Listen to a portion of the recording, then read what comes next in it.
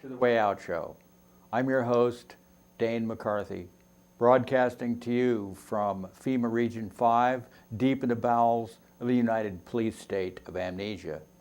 Today is August 13th, 2014, and we're looking at very cool weather outside. It makes one wonder if it's this cool in the Midwest in August, what is it going to be like in September, October, November, December?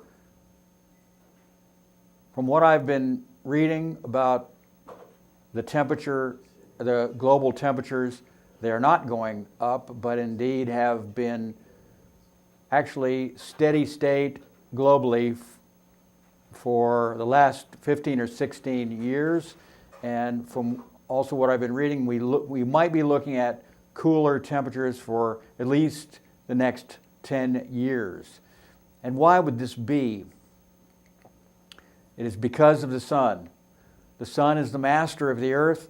The human race simply lives on the earth, but the sun is in control, and the amount of heat energy that the sun puts out does fluctuate. And it goes actually through 11-year cycles, and then larger cycles and larger cycles, stretching over many decades. And we are, in other words, living under a very powerful, life-giving force that people seem to forget is in control. In fact, in ancient times, the sun was worshipped as a god, and certainly in the physical world, it is the most powerful force, and I can see how primitive people might have endowed it with supernatural powers or something, and maybe worshipped it as some sort of benign being that was controlling everything.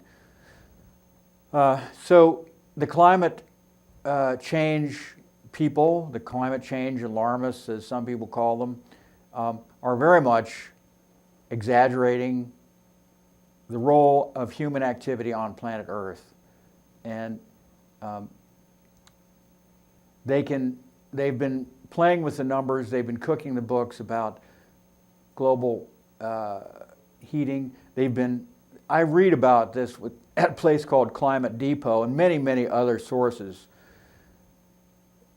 The old idea that there has been a consensus among scientists and that the reality of global warming has been settled. In other words, the science is settled.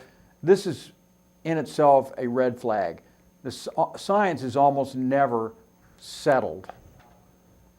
We find claims that the ultimate answer has been found on many, many different topics, and then they change their mind later, or new information is discovered, which really causes the scientists to be forced to do a 180.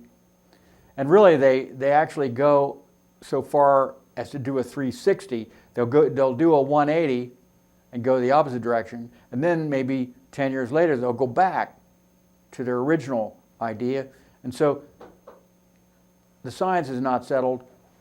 Scientists are really only scratching the surface of the nature of reality, the complexity of this infinite universe that we live in.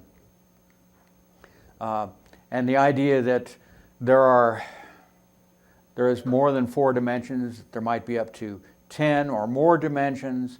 If you throw the quantum theory in there, you have almost an endless possibility of for influences, for powerful forces working very subtly but powerfully in the universe, in the solar system, on planet Earth, in the sun. Sunspots. Most people don't think about sunspots. They're just a little black spot on the sun. If you look through a telescope, you can see them. Occasionally, there are no sunspots on the sun. Other times, it'll be covered, dotted polka dotted with sunspots. But an astronomer told me, and I've read this also, that the sunspots indicate the amount of energy that the sun is putting out. The more sunspots, the more energy it's putting out, because what each sunspot is actually an enormous solar storm, which is throwing out energy into outer space in all directions.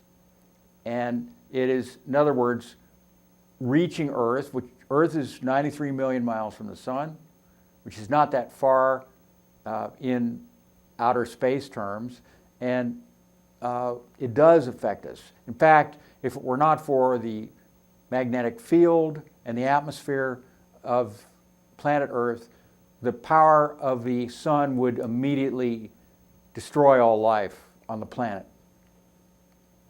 So we live in a highly structured environment, which is absolutely dependent on the sun operating within certain parameters in order for life even to exist on planet Earth. And those parameters are fairly narrow. The idea that carbon dioxide would be the major driver of climate change is a theory that has been around since the late 1980s, maybe a little earlier. And the main proponent was James Hansen. Dr. James Hansen actually he's retired now, I guess. I've heard this. He was working for NASA, and he was the spokesman. He was the public face of the carbon dioxide theory, that carbon dioxide was the main component in climate change and global warming, causing global warming. This was a 180 switch from the 1970s view, in which there was a great fear that there would be a global cooling problem. And many of the same effects were attributed to global cooling as are now attributed to global warming. In other words, back in the 70s, there was fear that global cooling would cause droughts, floods, all kinds of other weather disturbances, severe weather disturbances. There would be epidemics, there would be famine, there would be instability in governments and economies. You know, the entire range of effects that are now laid at the doorstep of the global warming house were previously laid at the doorstep of the global cooling house. And it seems to me that it's just a little bit too convenient that it would be that easy to just flip a switch and just say, oh no, we're not worried about global cooling now, we're worried about global warming. Now, one interesting development that I've noticed, and I haven't seen anybody talk about this yet, is that I'm not looking at the evidence in the skies. I'm not seeing the evidence in the skies of the stratospheric aerosol geoengineering, popularly known as chemtrails. I have not seen them. I've been looking at the sky every day, and the evidence is virtually gone. Whereas a few months ago, in the spring, I would be driving and you could see the chemtrailing network. It would be a crisscrossing of the entire sky. It was a common sight. But now, it's simply vanished. What does this mean? I haven't heard anything anywhere about it in the alternative media. course, the mainstream media is not going to talk about it. Does this mean that the program has been halted? Or is it just a local thing? It's halted in the Midwest, the American Midwest. I don't know. But I find it interesting. And I'm wondering if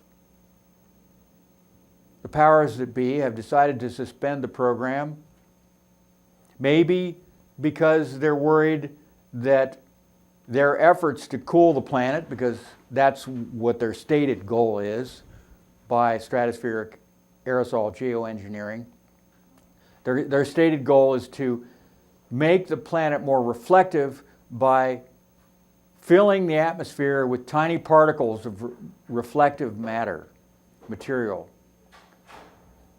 which makes the planet more shiny, reflects the sunlight back out into outer space rather than allowing it to penetrate through the atmosphere to the surface of the Earth to warm the air and the oceans and the land.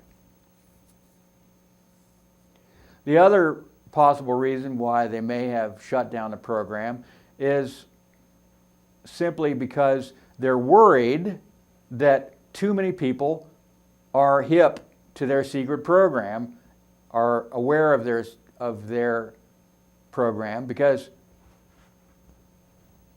they themselves have written and spoken many times, I've seen this over and over, that there are major risks to stratospheric aerosol geoengineering, the whole idea of it, because you're playing around you're using technology to have a major effect, and what would be the consequences, the possible consequences? They don't know.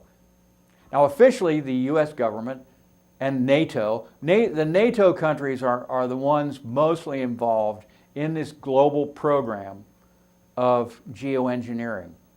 And remember, this stratospheric geoengineering is only one of many proposed programs. And this is the way the literature, if you read the mainstream literature, that the aerosol geoengineering of the stratosphere is only a proposed program. And what we're looking at when we look in the skies and we see the chemtrails is actually a secret program which the government denies. If someone were to ask the science czar of whether there is such a program, he would say, no, there is no program, even though your eyes can clearly see it. But he would say there is no program because officially it does not exist. It's a secret program. So therefore it doesn't exist, even though it does. But what we have as a possibility is that they cut back or shut down the program for whatever reason, and maybe they're worried that something terrible will happen as a result. Who knows? I just saw a movie recently called Snowpiercer, which is it's actually sort of an international Korean movie with a lot of American, British actors, as well as Korean actors. So it's a fairly well-made science fiction allegory about a group of survivors who are on a train going around the world in this endless loop. After the world has become a giant ice ball as a result of a, guess what, geoengineering experiment which has gone wrong and caused the global cooling to such an extent that it's destroyed all life except for these survivors. And they look out the window of the train, and everywhere they look, they see mountains of ice, frozen cities, frozen lakes, frozen oceans, and no life at all. And of course, this is kind of an absurd premise, And but as a science fiction allegory, it's kind of interesting because this train is just an ordinary train with cars, and each car has a different segment of the population in it. The rich people are all in the front. The poor people are all in the back couple of cars. And the poor people live in absolutely miserable, awful, suffering conditions. And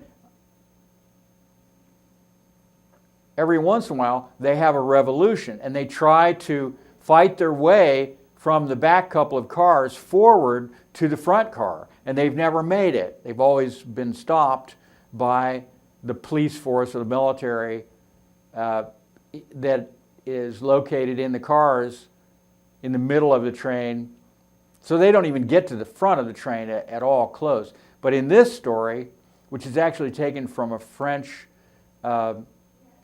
graphic novel, they actually make it to the front, and they find the secret. The survivors, the few revolutionaries who finally make it, find the secret of what it's all about and what's going on and who's controlling everything. And interestingly, the leader of the whole train, who lives in the engine, has actually fomented revolutions occasionally on purpose because he needs to give his people something to do. And as he states, he wants to keep the population down. He has to keep the population down.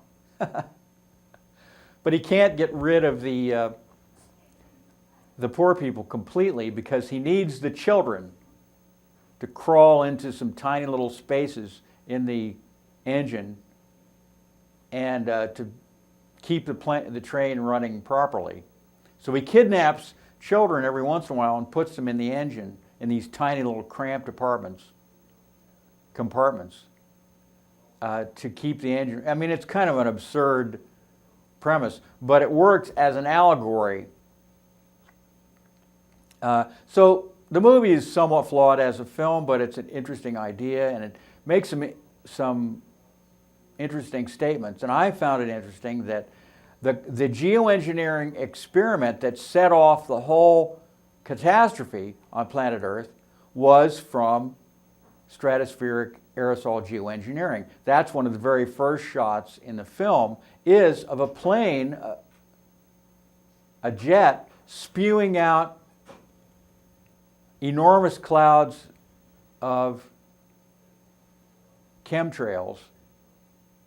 And we're not really very clearly told what that means, but for those who are aware of chemtrailing, they know instantly what that means.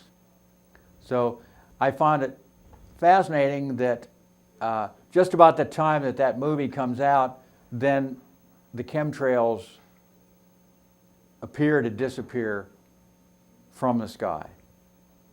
And you have to take that for what it means. There's so much that goes on in the world that we can only speculate about, and we can draw conclusions with the evidence that we have, and that's really about all we can do. So what else is going on in the world? There's a tremendous amount of change happening, as well as climate change. Of course, the climate is always changing. The sun sees to that quite well. This new problem that Missouri has with the young man who was killed by a police officer in Ferguson, Missouri, and this is all over the news. The mainstream media has descended on the place. The residents of Ferguson are protesting nonviolently, but also I guess there's some violence involved. Somebody burned down one of the stores in this small town. This is a very small town too. It's only about 20,000 people. This is a very, very small town.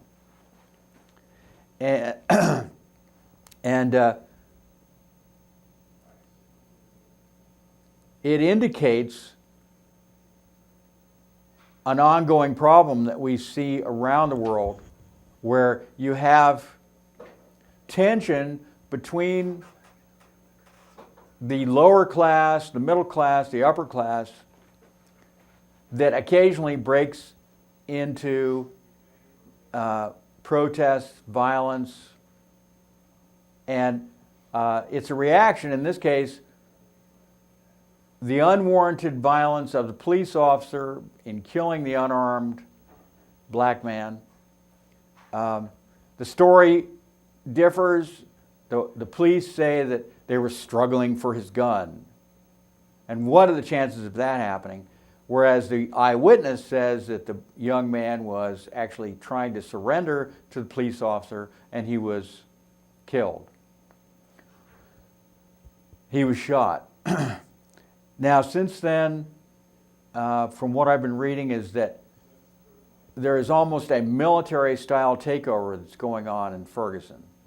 You have the sky filled with airplanes, helicopters. You have military weapons, military-style weapons converging on the town. You have more and more police officers, militarized police officers. You can hardly tell them from soldiers, and they've been trained as soldiers. And so this could be one of those forerunners of the larger societal confrontation that the U.S. government has been expecting for some time, and they've been preparing for this. And the training of the police officers has also become more and more lethal. Their use of lethal weapons and the training that they get more and more is encouraging them to shoot to kill, not to wound, but to kill. Because if you do not kill, then you have more of a problem, they consider. A wounded person is more of a problem for the department with the lawsuits and so on. And also you have an eyewitness of what really happened.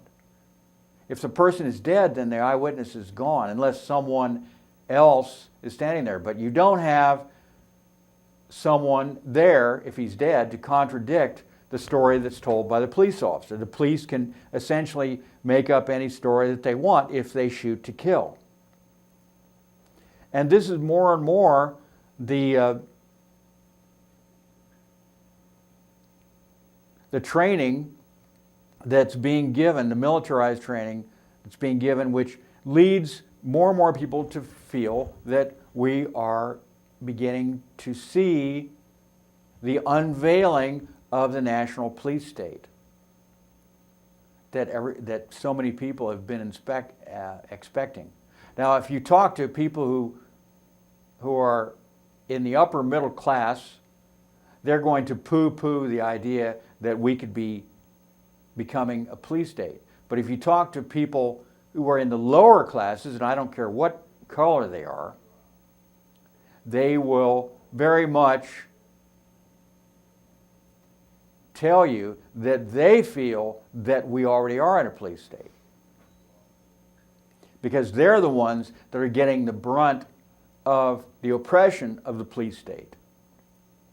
They're feeling it on a day-to-day basis. They're the ones who are getting unlawfully stopped on the street, unlawfully stopped in their cars. They'll be the ones that are objects of suspicion when they walk into a store. They'll be the ones who are desperately trying to live and feel that they're being robbed by the loan sharks that are out there in all these small in these cities, in these poor areas. The loan sharks, the payday check cashing places with the high interest rates. It's usury. It's oftentimes illegal. It is very oppressive because a lot of these people cannot afford something as basic as a checking account, the fees and so on, and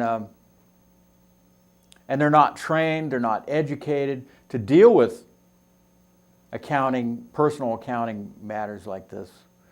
And so you have an issue that's galloping forward as the 21st century progresses. And I think, of course, education is the key here. It's the way out.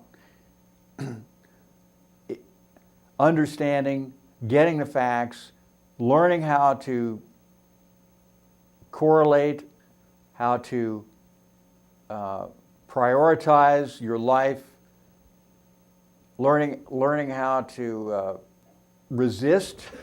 Resistance is not necessarily violent, but resistance means resisting falling into the traps that are laid for you by the media, by the corporate entities, the big pharma, big ag, by the government, by the banks, because these traps are laid for the unwary. There's a sucker born every minute. And only knowledge and understanding and having the facts at your fingertips and constantly continuing to educate yourself is going to give you the ammunition, if you want to call it that, in order to be able to survive and thrive and go forward and live a relatively peaceful, safe lifestyle. I mean, it's incredibly stressful for people when they fall into this kind of debt hole that the banks particularly are using to get people under their control. Remember, the banks, the corporations, and the government work hand in hand. They're very often the same entities. They're connected. The same people even are working for the banks, for Wall Street, for the corporations, and they have one object in mind: to increase their gains, increase their profits, increase their power, and to spread like a cancer over the entire planet, because they're essentially predatory, they're parasitical. They really do not create very much, if anything, and they destroy probably more than they create ultimately. But their very existence is to be self-sustained. The purpose of their existence is to build a legacy for themselves, for their descendants, for their class, for their friends, to consolidate their gains, to give themselves a permanent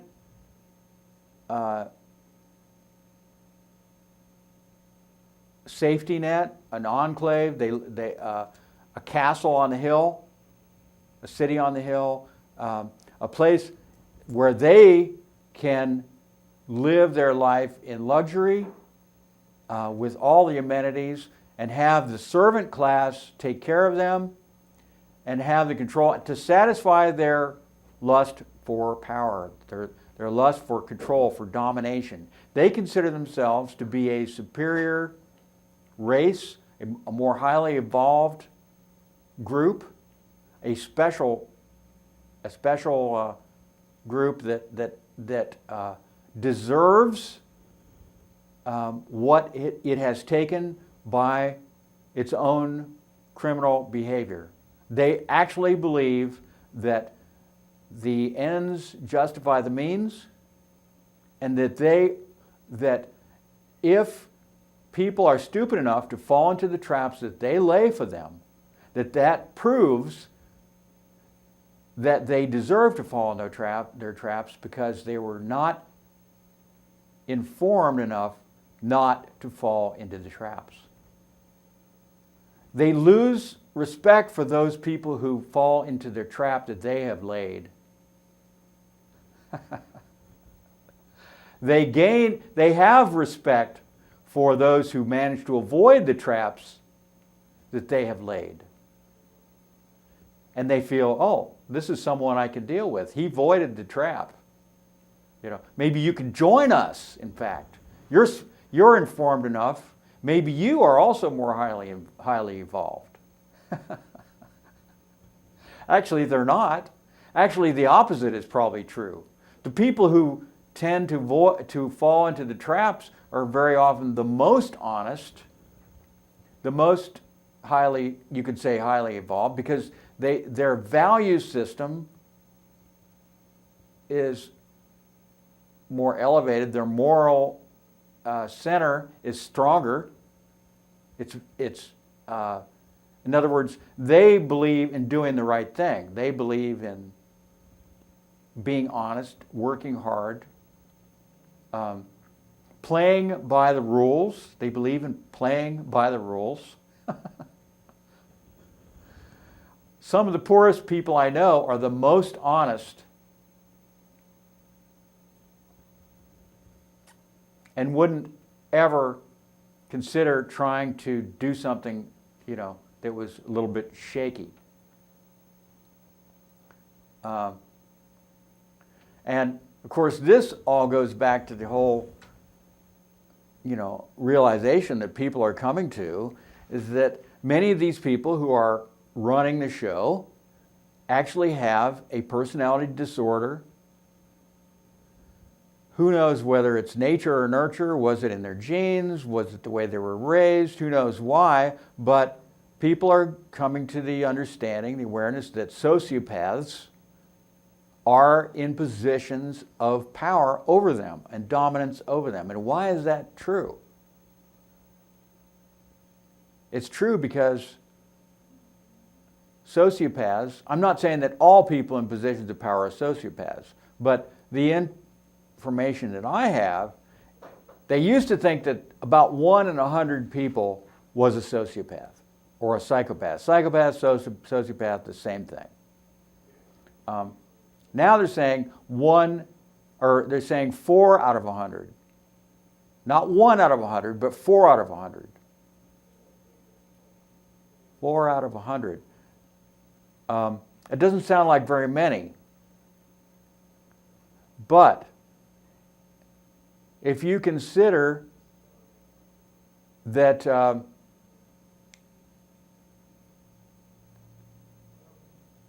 those people could be more ruthless, more ambitious, they have no conscience about what they do. They have no feelings of guilt about anything they do. They have no shame. They love to dominate others, and they are basically incompetent themselves. But there are certain behaviors that they have trained themselves to be very, very good at, and that is using whatever wiles and guile and deceit and charm that they have, and it's considerable for these people, because these people are not retarded, they're not insane, they have a personality disorder. They use these gifts that they have to their own benefit and to the cost of their victims, because they themselves are really not capable of advancing in society on their own. So they find ways to take advantage of people who are honest, straightforward, and tend to believe that other people are honest and straightforward and guileless. This is unfortunately the reality of being an honest person. You don't feel that other people would be capable of doing what you are incapable of doing. It just seems to be part of human nature. You assume other people are like you. That's unfortunately not the case.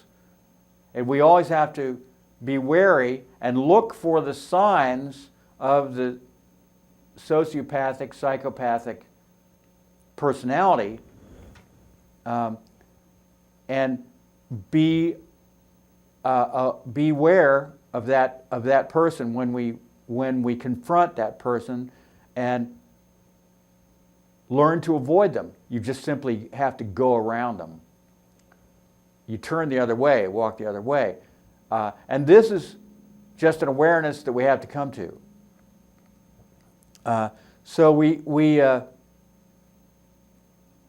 find ourselves in a position in 2014 in which the entire country is, after well over 200 plus years of existence, is now reaching a crucial point when you have a disconnect between those who have most of the assets, most of the wealth, a very small group, getting smaller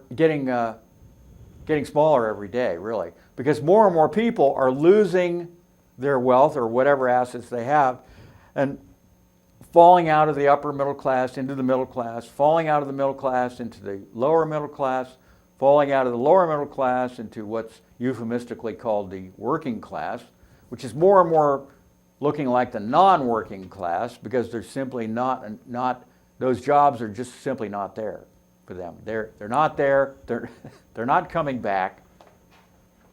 And robotics are more and more replacing those formerly working class jobs, the factory jobs, the fast food jobs, the retail jobs, the outdoor jobs.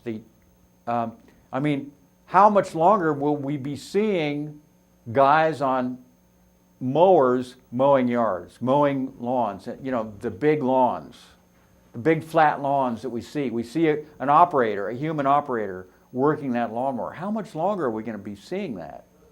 When is that operator going to be gone?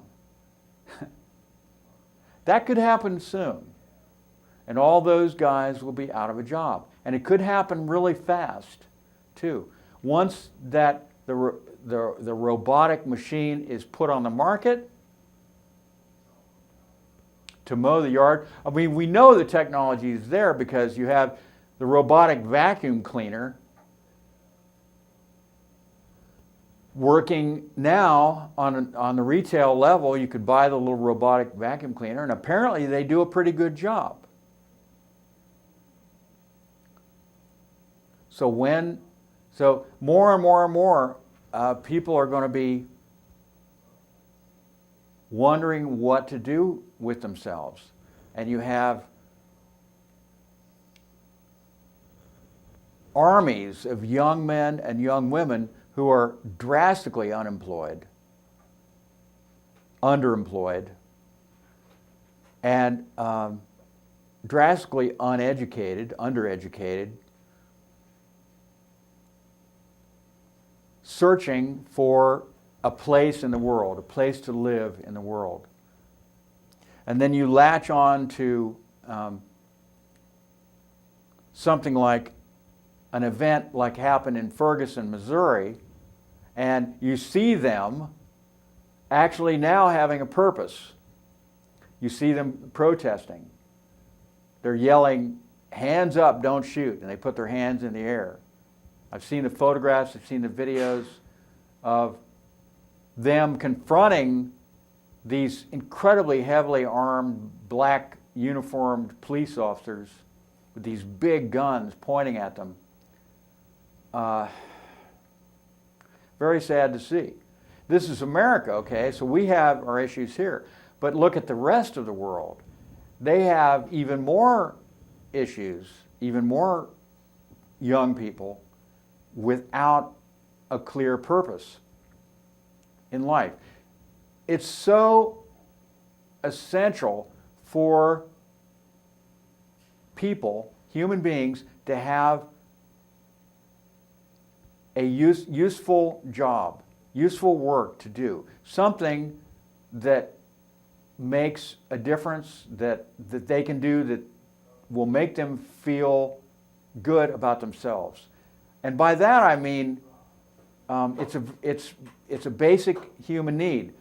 When people go to work, they feel good. Why? Why do they feel good? You may not want to work, nobody wants to work, but when you actually start doing it, all of a sudden you feel it. You feel good. You're enjoying what you're doing. Your brain may be telling you, I wish I could be a rock star. I wish I could be, this or that, an NFL hero, or, I wish I could be making more money for all these reasons. But nevertheless, when you are absorbed in the actual action, the act of working, oftentimes your body is telling you, I like this. I feel good about this. I'm doing something. I'm focused. I'm using my muscles. I'm using my brain. And what is so we're getting a reward. We're getting a reward, and set aside, the wage. The wage is important, but we're also getting a reward. And I think that's really the essence of what work is about. Our body, our own mind, our own body is giving us a good feeling.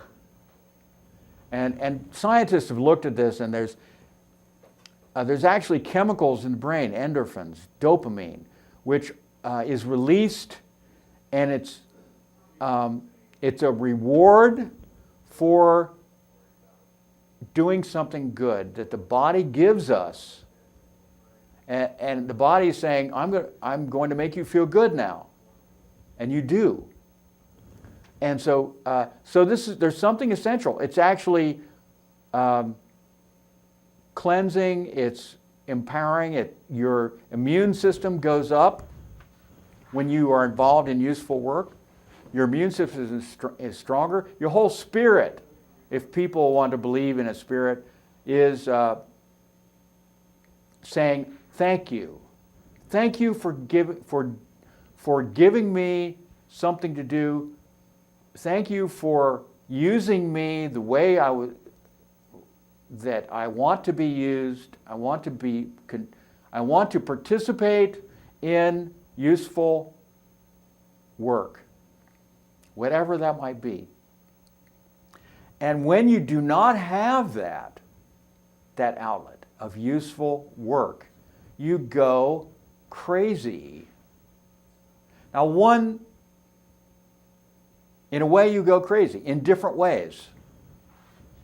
There's all kinds of evidence that show that people who do not have useful work do go, in a way, kind of crazy in different ways. They may get suicidal, they may get violent, they may get lethargic, they may turn to drugs or alcohol, and I'll get to that in a minute. They may, we definitely see higher levels of domestic violence when people do not have useful work to keep them occupied because they're not getting what they need. People need more than food, they need more than shelter. They need useful work. And when people do not get it, they want to feel good, nevertheless. And so what do? They don't feel good. And what is the feel-good medicine of choice? Drugs and alcohol. And what do drugs and alcohol do? Drugs and alcohol actually trick the brain into releasing dopamine, into releasing those endorphins, that feel-good chemical, or those feel-good chemicals. And that's how they work. That's just their property, their nature. I don't know why. And it gets to the point, this is where addiction happens to drugs and alcohol. Because you're getting a reward when you drink. You're getting a reward when you take pills. And it's essentially the same reward that you would get if you were engaged in useful work. But, of course, there's a downside to medicating yourself with drugs and alcohol, and that is addiction. Addiction because the body grows to expect and want, because the body feels good. It's like, oh, I feel great. This is what I want. Give me more. Why does it do that? Because it's been tricked. That's the nature of drugs and alcohol. And I don't care if it's street drugs, illegal drugs, or doctor-prescribed pharmaceuticals. They all, from cough syrup to painkillers to antidepressants, they all work in more or less the same way. That's my understanding. It's a quick, fast way of getting that natural feeling, that good feeling. So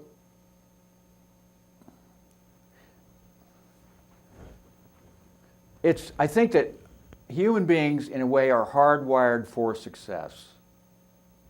Because if we can recognize that we're that it's a natural thing that we should work, we should do things, maybe it takes some of the sting out of it. Because we get very grumpy about having to go to work.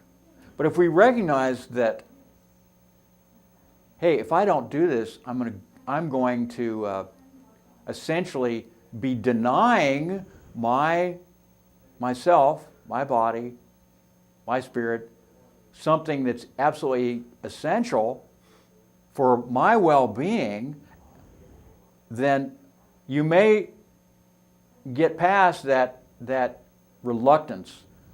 It's the lazy brain, it's like, well, I don't want to do that. I'd rather stay home and just veg and keep my brain occupied in some other way. But nevertheless, I think it's helpful, it might be helpful, to consider that we get a reward, and it's a very tangible reward from doing work, aside from just the paycheck, and aside from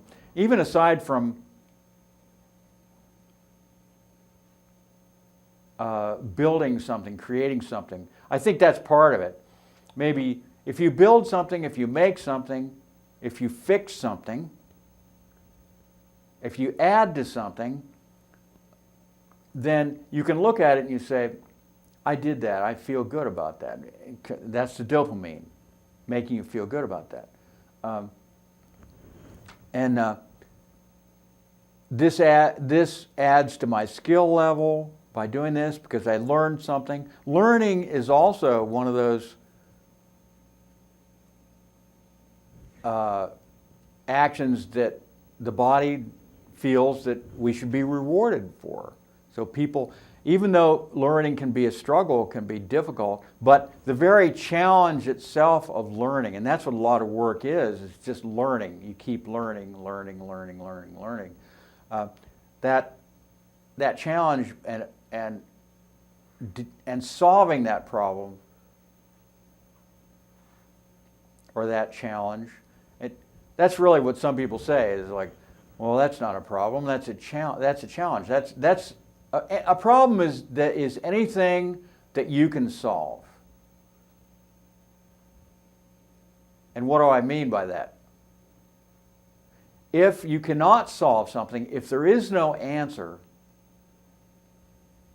if there is no solution, then by definition, it cannot be a problem. Because there is no solution. A problem is only a problem because it has a solution. And your challenge is to find the solution. So, death, for instance, natural death, we all die. That is not a problem. Why is it not a problem? It's a problem because there is no solution. You have to accept it. You don't think of it, oh, that's a problem. I'm going to die someday. What am I going to do? How am I going to solve that? You can't.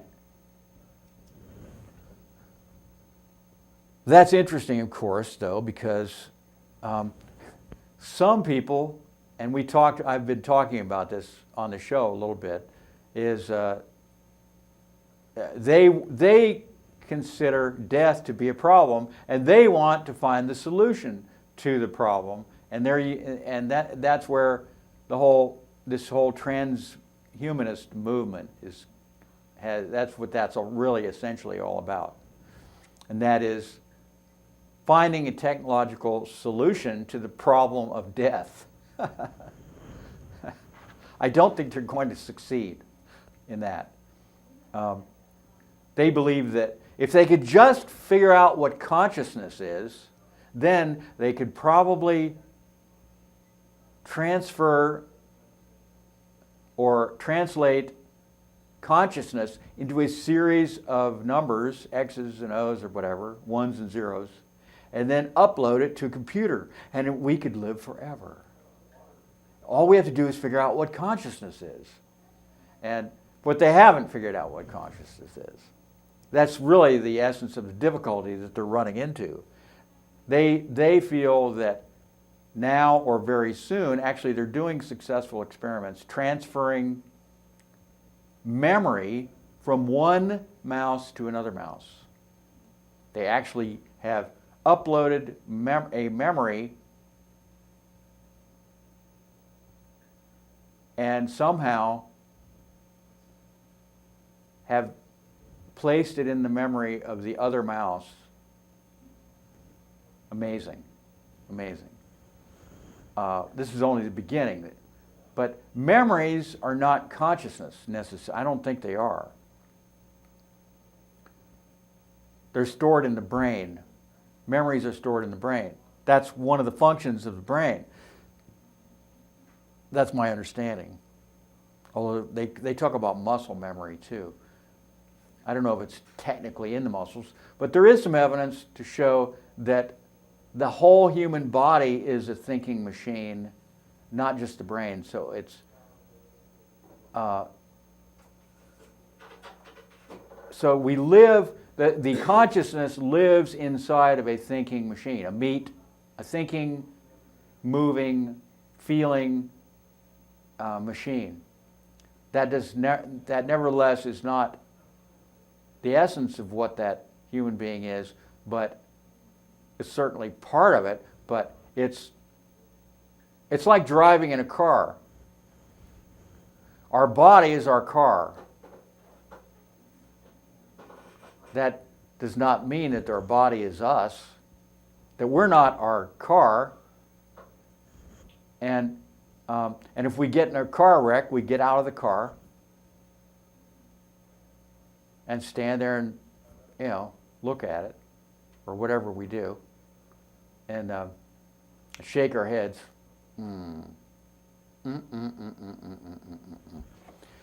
So, okay. Let's talk about what's going on in the Middle East a little bit.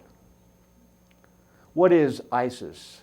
ISIS, or the Islamic State of Iraq and Syria, they've changed their name, has come out of nowhere in the last month. Nowhere. The mainstream media, there was no clue, no hint. Supposedly, the operatives that are crawling all over from the Middle East, from the various intelligence agencies from around the world, and believe me, they are there, from MI6 to the CIA to Mossad and many others, they were apparently blindsided completely by the emergence of ISIS, which has overrun a large section of Iraq. Now, does that make sense to you? That should tell you something right there. How is this possible? How is a very well-trained and well-funded army, how does it arise out of the desert sand, out of nowhere, and get that powerful that fast? Obviously, we're not being told the entire story.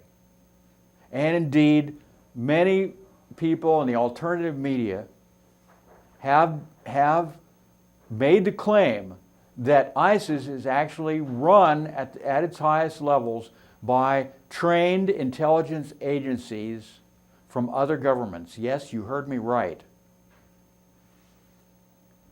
And once again, the CIA, Mossad involvement, the earmarks are there. The leader of ISIS, al-Baghdadi, the claim has been thrown out there that he is actually a Mossad agent, an Israeli who changed his name to make himself appear to be Arab, and that this movement, which is growing very rapidly because of the success that they have gained in Iraq, that this movement is actually being controlled at the very highest levels by the international cartel, the internationals who want to control the war on terror, the global war on terror. And the claim is that ISIS is the new Al-Qaeda, an international, very successful group which will draw all the jihadists into one consolidated group. This is if this is, in other words, they can be dealt with, they can be controlled, they can be used unknowing to most of them. Most of them don't understand that they're being used. This is always the way it works. They believe that they really are working for themselves, but in reality, they're working for the opposite side. What is the best kind of enemy to have? The best kind of enemy to have is an enemy that you control. And these governments need enemies, especially tyrannical governments. You need an internal enemy, you need an external enemy. If they do not exist, you must create one.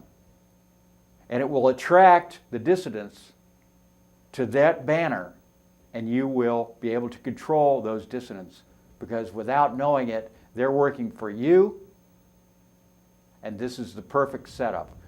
It's an age-old ploy, nothing new about it at all. So that's all there is for today. Enjoy your weekend and sleep well, friends.